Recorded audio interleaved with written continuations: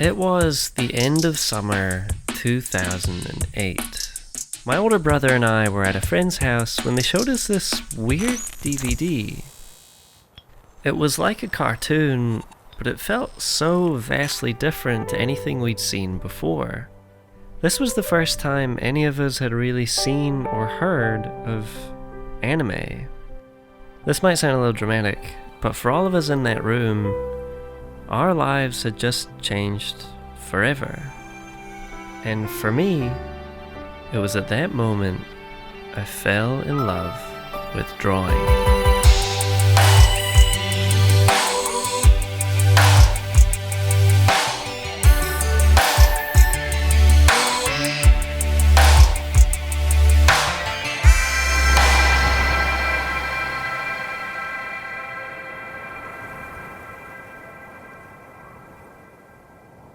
I've been into drawing for a little while, and one thing I really struggle with is not comparing myself or what I'm working on to other things too much. It could be I'm comparing what I've made with what other people have made, or it could be comparing myself to my own expectations of what I'm capable of, or it could be comparing what I'm working on at that moment to something I've made before. When I sit down to make something, a lot of the time, I feel like I'm fighting against another version of myself. It might just be because I've grown up with it, but I find something about Bleach really comforting when it comes to that kind of thing.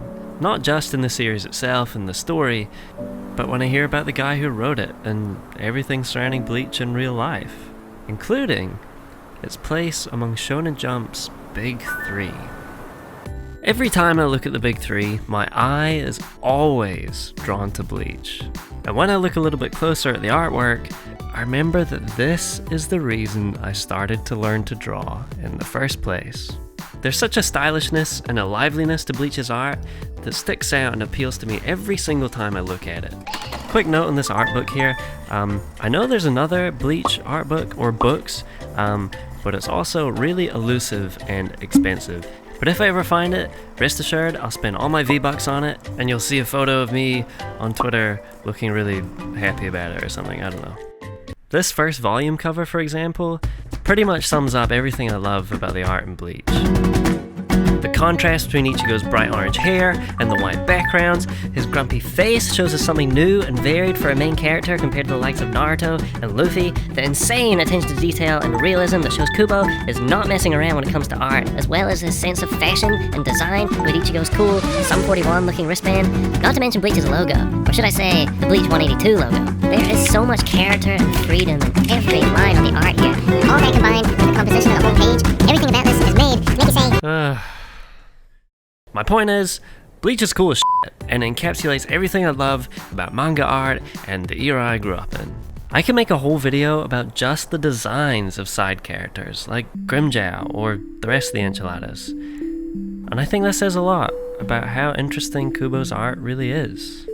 What I'm trying to say is I really look up to Kubo and his art, and try to incorporate the things I like about it into the things I draw.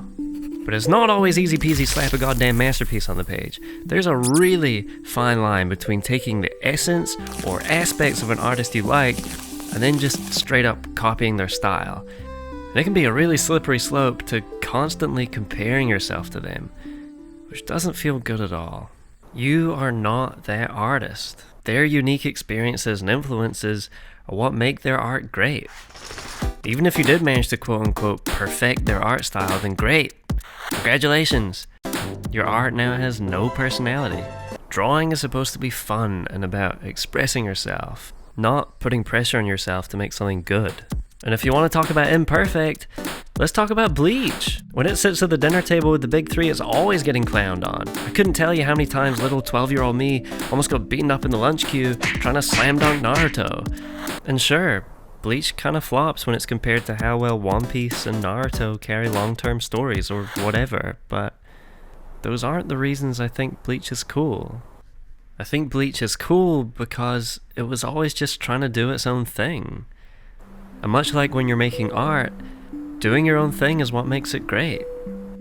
One tiny detail I found out about Kubo recently is that for most of the major characters, he has some kind of theme song he has in mind when coming up with them. Some of my favorites are Shinji's, the Soulchild remix of Gorilla's 192000, and Uryu's, Idiotech by Radiohead. It's things like that I think everybody should have.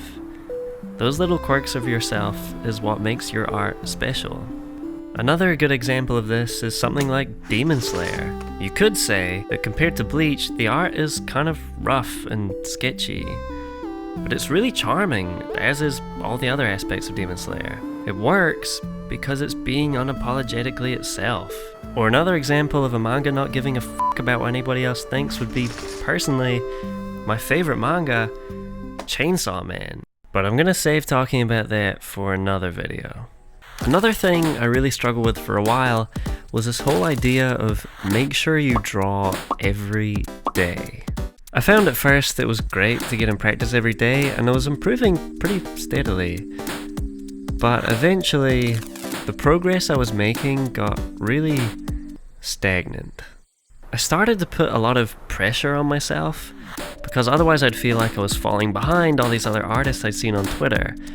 And the next thing I knew, my mood on a day-to-day was entirely dictated by how well I could draw on that particular day.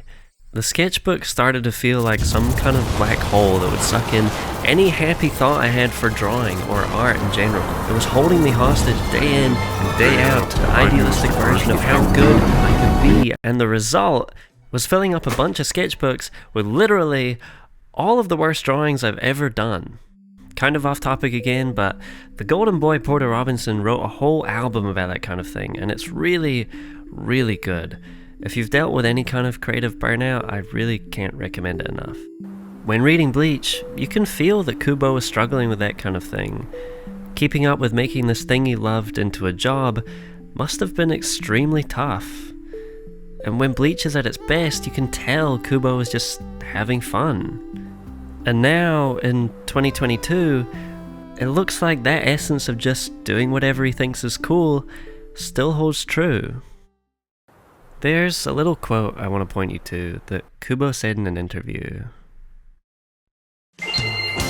人の言うことを聞かないようにしてほしいです。うまくいっても失敗しても自分の責任できるように。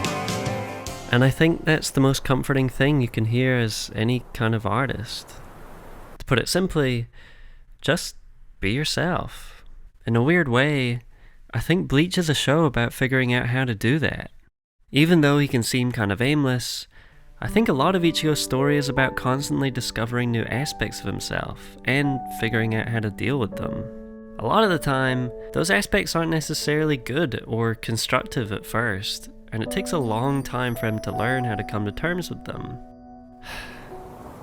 When you make art, you can't always be at your best, and it's easy to get influenced by other things and thrown off course, but when you're just being true to yourself and understand what that means, that's when you make your best stuff.